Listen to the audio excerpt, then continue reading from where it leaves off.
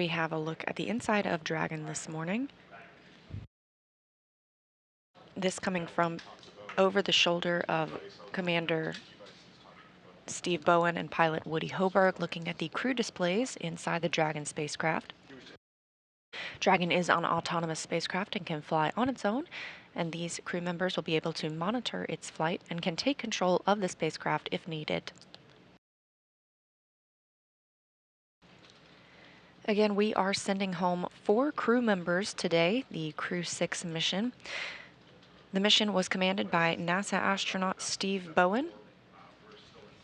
He's joined by Woody Hoburg, also a NASA astronaut, serving as the Crew-6 pilot. To Hoburg's left is Sultan Alneyadi, that's the Crew-6 mission specialist, as well as Andrey Fedyaev, Roscosmos cosmonaut, another Crew-6 mission specialist.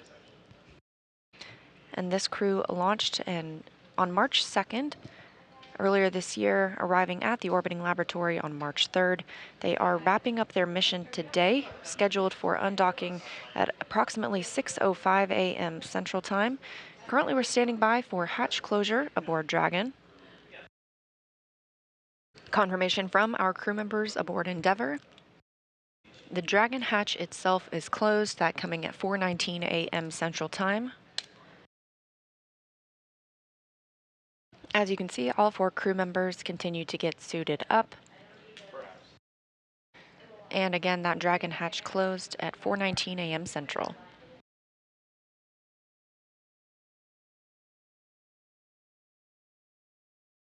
Our crew members on Crew-6, NASA astronauts Steve Bowen, Woody Hoburg, United Arab Emirates astronaut Sultan Alneyadi and Roscosmos cosmonaut Andrey Fedyaev, preparing to return home after 184 days aboard the orbiting laboratory. SpaceX Dragon, we had successful intercom checks. That's 5.2 and 4.010. It's Sunday, September 3rd, here at SpaceX headquarters in Hawthorne, California. We expect Dragon to push away from the space station at 4:05 a.m. Pacific, 7:05 a.m. Eastern with our Crew-6 astronauts. The crew is currently suited up and in the Dragon, and the station hatches are sealed and in preparation for departure. Standing by for undock burns 1 and 2.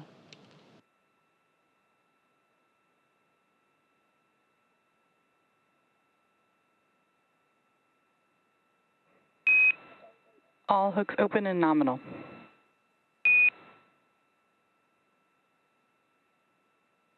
Copy, see the same.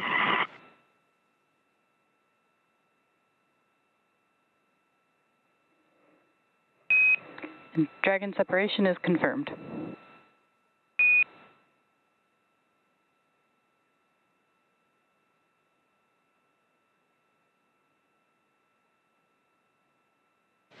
At 6:05 a.m. Central Time, and after 184 days on the International Space Station, Dragon has departed the orbiting laboratory, traveling 256 statute miles over the Pacific Ocean.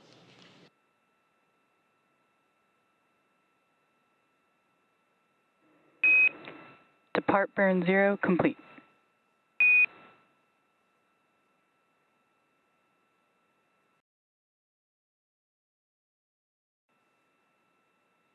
And with the successful undocking, again, that coming at 6:05 a.m. Central Time, right on time, Dragon, Endeavour, and Crew-6 begin their journey back to Earth. We're still monitoring from the International Space Station Flight Control Room here in Houston, but to give us perspective from the other side of the operations, I'll toss it back to Gary and Kate in Hawthorne. All right, thank you, Leah, for taking us through that. Yeah, we had physical separation right on time, 4:05 a.m. Pacific time, 7:05 a.m. Eastern time. You can see we're at a nighttime view as the station and Dragon pass over the Pacific Ocean. So we're just seeing through the middle window there, inside the lit cabin inside the Dragon, as well as the navigation lights, starboard being green and port being red, as Dragon increases its separation distance from the International Space Station. After the 2 undocking burns to physically separate and increase the distance from the docking ring, depart 0 will send Dragon outside the keep out sphere. Keep Out Sphere has its own set of rules, is a line about 200 meters away from the International Space Station, so we'll get right outside of that, and we'll wait towards Depart Burn 1. Depart Burn 1 will send Dragon outside the approach ellipsoid. You can see the graphic here. Dragon's trajectory will take it zenith. It'll take it above the International Space Station, and from there it will slow down until it executes Depart Burn 2, which allows the Dragon to decrease its altitude and get to a trajectory about 10 kilometers below the International Space Station in a co-elliptic orbit. For this particular trajectory to meet up with the landing location, the prime location of Jacksonville, Florida, the trajectory allows for 5 departure burns. So we'll see that executed over the next 17 hours until splashdown. We do have a correction to that splashdown time. We're aiming for 12:17 a.m. Eastern Time, which is 9:17 p.m. Pacific Time. And that's again off the coast of Jacksonville, Florida. We hear Depart Burn 1 is complete and nominal. That's a good Depart Burn 1. Again, that sends a trajectory of Dragon outside the Keep Out Sphere and approach ellipsoid. We'll continue our coverage until Dragon exits the approach ellipsoid, which will end joint operations between the Dragon and Dragon teams here in Hawthorne and the International Space Station Flight Control teams in Houston. Dragon SpaceX on the big loop. Depart Burn 1 is complete and nominal, and with that, you are go to doff your suits per procedure 4.012, and I'll go ahead and take the cameras external. And just a reminder that ground will be deactivating the big loop following exit from the approach ellipsoid.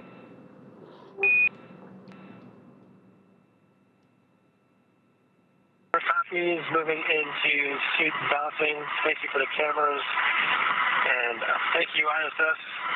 It's been an amazing 6 months. It's Crew-7 and 69 Soyuz, continue Expedition 69 and into 70. Enjoy your visit, and we'll talk to you back on Earth. And Dragon Station, we copy. We're going to miss you guys, but it's good to see you go and get back to your families. Great job on the mission.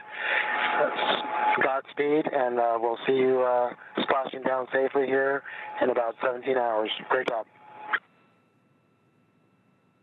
So again, the crew has doffed their suits. It allows a little bit more comfort as they begin their journey, which will take more than 17 hours from the time of undocking to the time they actually touch down in the Atlantic coast.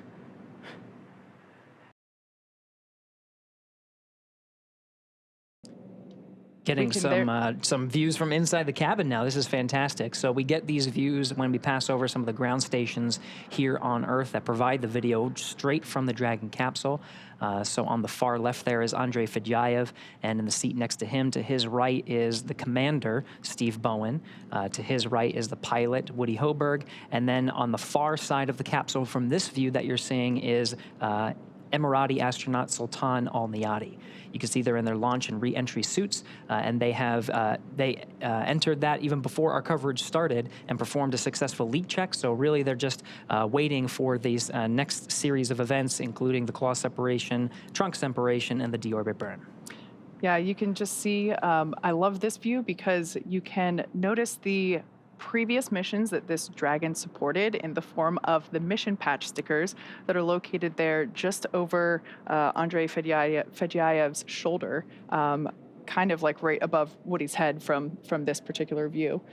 This particular capsule is the Demo 2 capsule, the Crew 2 capsule, and the Axiom 1 capsule. So this capsule has been through this 3 times before. This is its fourth space flight. And I love that we are able to document those previous missions inside the capsule as a little nod to history. We do have deorbit burn start. You can see it on their displays, actually. They're, you can see those thruster firings on the left display there. So a quick recap. Within the last 10 minutes, Dragon jettisoned its trunk and initiated the deorbit burn. For those operations, NASA and SpaceX closely coordinate with the United States Coast Guard to establish a safety zone to ensure public safety and for the safety of those involved in the recovery operations, as well as the crew on board the returning spacecraft. Multiple notices are issued to the mariners in advance and during recovery operations, and Coast Guard patrol boats are deployed to discourage boaters from entering the splashdown zones. We want to stress to the public the need to respect this safety zone. Recovering a spacecraft from the water is a hazardous operation, and any other boats interfering increases the risk to the astronauts in the capsule, the teams working to recover them from the water, and the safety of those that come too close. For the safety of the crew and your safety, we recommend you sit back and watch as we'll be bringing you the best possible views of our astronauts' homecoming. Right now, Dragon is flying itself, so all the crew has to do is stay strapped in their seats and keep tabs on things. Great view there of being able to see exactly what the crew can see with respect to those Draco thrusters firing. We're now within the atmospheric entry phase of the return for the Crew-6 crew. Once again, the plasma buildup on the exterior of the capsule results in our inability to command or communicate with the Dragon capsule during this time. This is a great graphic indicating the trajectory. This is an ascending trajectory that Dragon is taking. So as Gary just said, over the Gulf of Mexico, across the Yucatan Peninsula of Mexico. So if you're tuning in from Central Florida, head outside right now, look up, because this looks like our first live view from the WB-57. That's right. This is a high altitude aircraft that has thermal imaging, so we're able to get some of those views of the Dragon vehicle in the middle of its entry interface. Again, we're about 4 minutes in. We have a tally-ho on the vehicle from the WB-57. And actually maybe about 5 minutes in at this point. So maybe a little bit more than 2 minutes. Again, there's some variation in the predicted 7-minute time period. It's not exact. We might hear a little early, a little later. There's that streak I was just mentioning. That's a live view, not thermal. This is heading towards the Atlantic coast of near Jacksonville, Florida. So a beautiful view, such a striking visual that we have for these nighttime splashdowns. Recovery teams are in position off the coast of Jacksonville, Florida. And we are still targeting our expected splashdown time of 9:17 p.m. Pacific, 12:17 a.m. Eastern. We only have about a minute and some change of this blackout period anticipated. And again, there's some variation on when we can hear from the crew. So what you're seeing on your... Dragon, SpaceX, comm check. So at this point, we're going to hear SpaceX Core begin to hail. As Gary said, this blackout period is estimated. So we're now beginning to reach out to the crew to see if we've regained that communications capability. Dragon, SpaceX, comm check. What you're seeing on your screen now is a live view of the thermal cam on the WB-57. SpaceX Dragon, And we hear Crew-6 from inside the cabin on the back end of the blackout. Copy, Dragon. We see a healthy flight computer. Expect automated chute deployment. SpaceX Dragon collected. There's our live view of the crew, our first view of them on the other side of that communications blackout. At this point in time, they are re-entering through the Earth's atmosphere over the coast of Florida, heading towards Jacksonville, Atlantic coast. Up next will be the deployment of the drogue parachutes, which should happen in about 2 minutes, just over 2 minutes. SpaceX Dragon copies, receive it through. All right, so that call out, just letting the crew know that they can expect to have the initial parachute deployment, that is the drogue parachutes, and that those typically deploy about 18,000 feet. At that point in time, the capsule is going around 350 miles per hour. When the drogues are deployed, they're traveling around 350 miles per hour.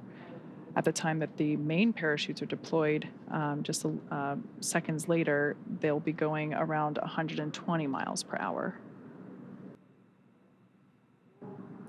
Drogue pyros have fired, and we have good confirmation of drogue shoots. 2 drogues. It's a view from inside the parachute bucket.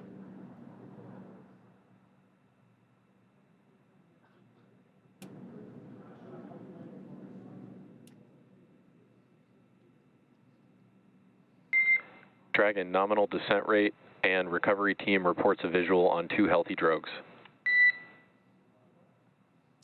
SpaceX Dragon copies, that's good news. Should see drogue chute jettison here momentarily. We'll see those 2 chutes that you see be released from the capsule, just like so, and release the 4 parachutes, now deploying. At this point in time, Dragon has saved all of its propulsion systems and is now has already terminated that nitrox suit and cabin purges.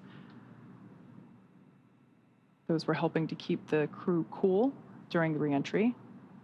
Looks like we have 4 very beautiful and healthy main parachutes. Dragon, we see a nominal descent rate on 4 healthy mains. SpaceX Dragon copies, and SpaceX Dragon coming up on 1,000. So there's that confirmation. Copy, 1,000 meters. Confirmation of those 4 healthy chute deployments.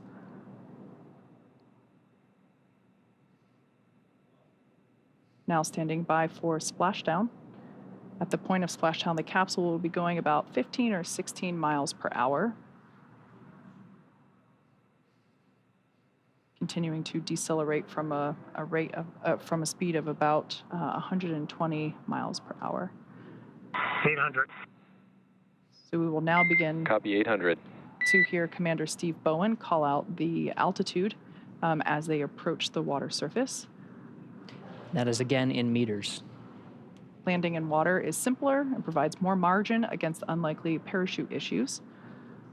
We had to learn how to make Dragon waterproof, but once you do that, it's very much a rinse, review, reuse type process. 600. Copy, 600. 600 meters, and the descent rate is as predicted, meaning we're targeting that splashdown time in about a minute.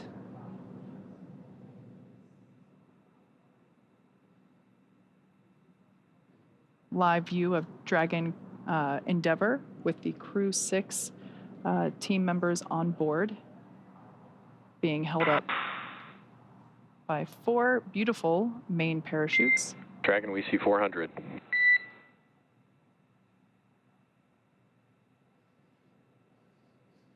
We're now about 400 meters above the ocean surface.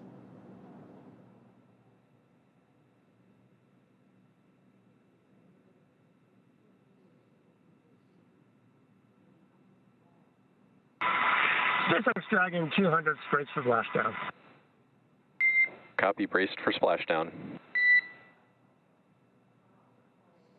Again, the seats have been rotated in a position to take the loads of re-entry and parachute deployment as well as splashdown. The crew is braced. We are inside 100 meters.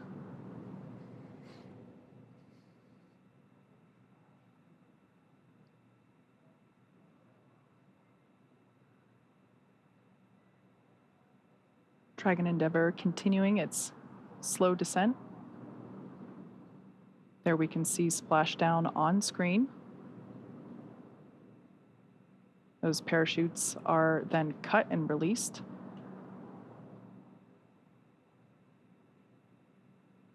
Dragon Endeavour has now returned home. NASA astronauts Steve Bowen, Woody Hoburg, Sultan Alneyadi, and Andrey Fedyaev. SpaceX Dragon splashdown. We are in water rough riding. Copy, splashdown, and we see main chutes cut. After a 17-hour return journey from space, Crew-6 is home. Thanks, SpaceX Endeavour. We greatly appreciate all the support from all the initial training through the launch, throughout the mission, keeping us abreast of all the status of the vehicle, and all the support all the way down. This has been incredible. Greatly appreciated. I look forward to working with you all again.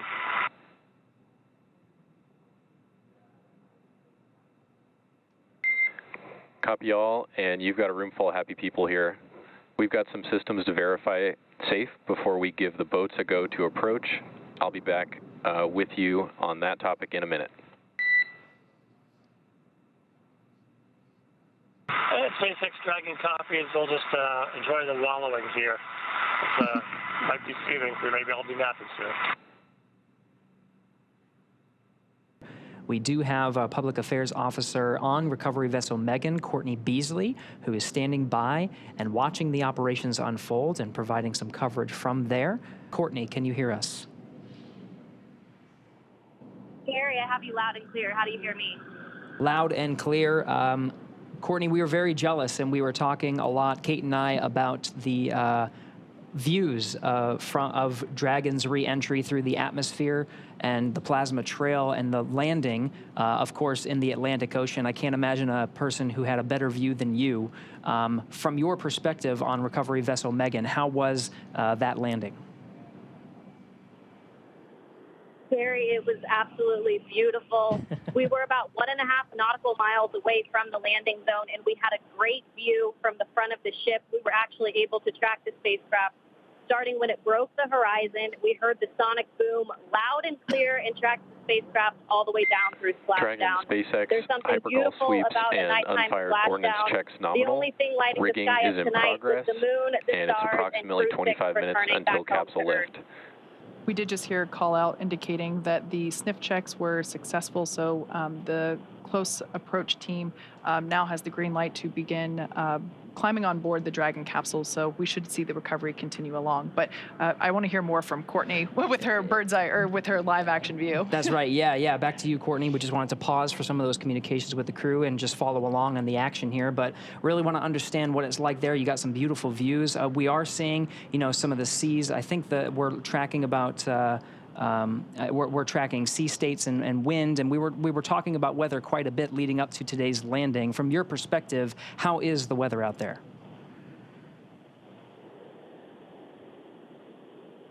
Yeah, Gary, it's about 80 degrees out here right now with fairly clear skies. Like I said, we were able to track that spacecraft pretty good tonight. About 9-mile-an-hour winds out of the east. The waves are considered to be rolling waves, so they're not choppy, but they are pretty big and more spread out rolling waves. But weather-wise, I think the crew will like what they feel when they get out of that capsule today and take their first breath of fresh air back here on Earth. Just to get some appreciation of what it took to stage the recovery forces and be prepared for this moment, just really moments after Dragon splashed down. We saw some of those fast boats rolling out to make sure that they were getting the crew as quickly as possible. Can you give us a sense of what it's taken to make sure the recovery vessels were here at this moment? Yeah, absolutely. Our journey actually started several hours ago in Jacksonville. The MedOps teams and the recovery director boarded the first helicopter, and they were the first group to arrive on the ship about 4.5 hours before splashdown. So those medical teams took the time to get everything situated on the ship and ready to tend to the crew. And about 2 hours before splashdown, they deployed the fast boats into the water. I was actually on the second helicopter out, and we landed on the helicopter pad on top of the vessel about an hour before splashdown. And all of the teams have been hard at work since we touched down on the boat to get their various disciplines ready for Crew-6 to arrive home. Excellent, Courtney. And last question before we let you go is we're seeing some of the recovery personnel on the Dragon capsule preparing for its eventual lift onto recovery vessel Megan. What can we expect to see in the next few moments?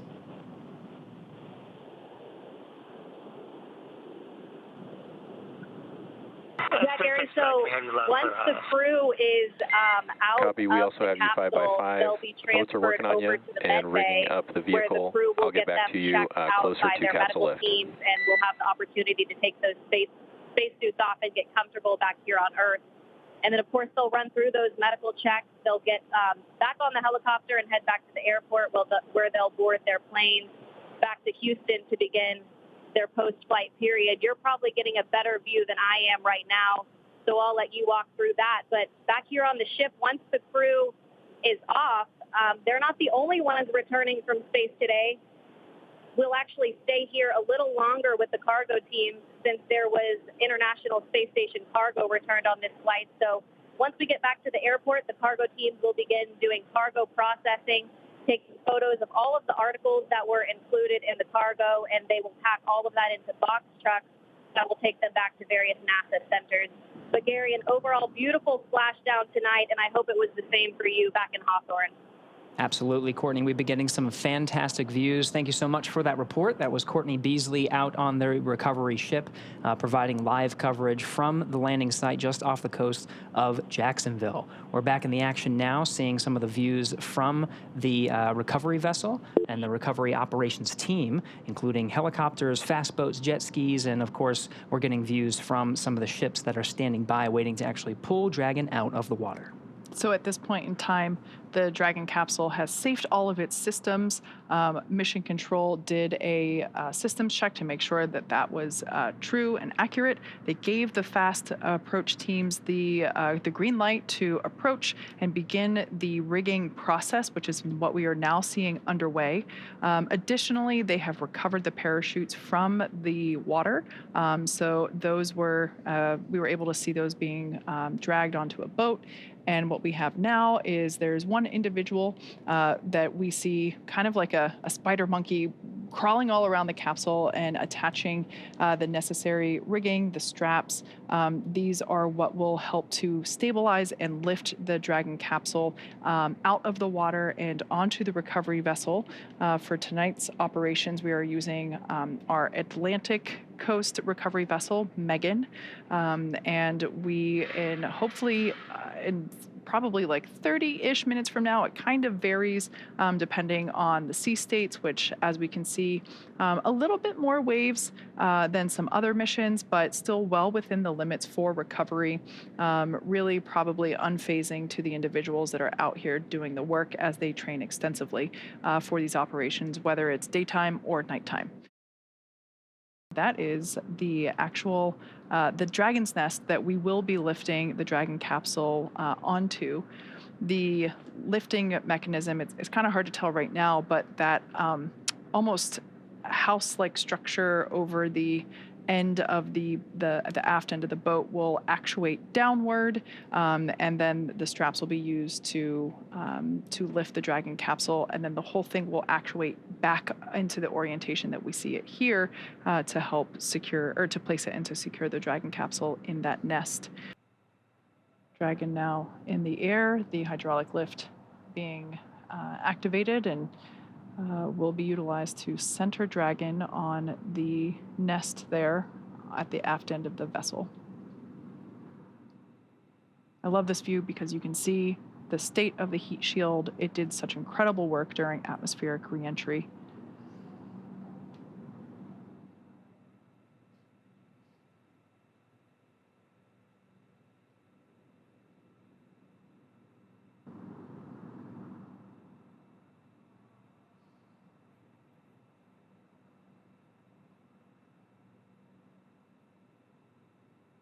Dragon Endeavour now placed into the nest of our recovery vessel, Megan.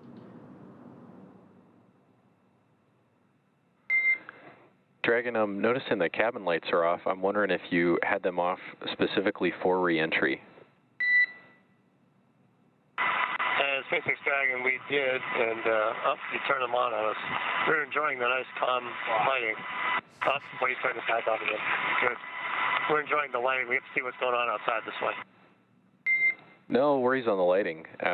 Fine with the lights off. I imagine your re-entry was pretty amazing. Side hatch opening should be any minute now, and I think that's about it for me working with y'all tonight. It's great to see you back. Steve, Woody, Sultan, Andrey, happy to have you back home safe. And we're happy to be back, and we look forward to catching up with you again real soon. Take care. See, the recovery team is open and waving to the crew. First humans that the Crew-6 has seen on the ground in 6 months. Looks like we got some fist bump action, thumbs up. Seems like the crew is in pretty good spirits after their journey back home. We're not getting audio, but I am getting reports that on the recovery ship there was a big round of applause from all the recovery team on recovery vessel Megan as soon as that side hatch opened for the crew, congratulating them on a successful mission and successful return home. NASA astronaut Steve Bowen, the first to exit the Dragon spacecraft. I think I see a big smile on his face. Helped up by the recovery teams.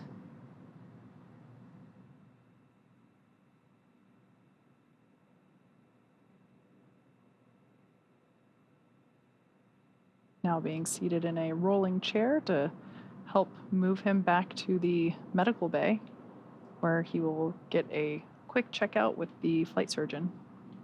And again, this is standard procedure. We can see some applause happening on deck. Looks like our pilot, Woody Hoburg, will be the next to egress. We are now standing by for egress of the remaining 3 Crew-6 members.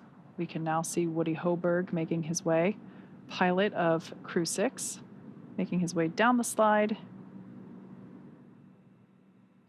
Looks like some excitement, possibly some more applause happening off camera. Remaining inside are mission specialists Sultan Alneyadi and Andrey Fedyaev. Commander Steve Bowen has already egressed. Some more applause there on the deck of the recovery vessel.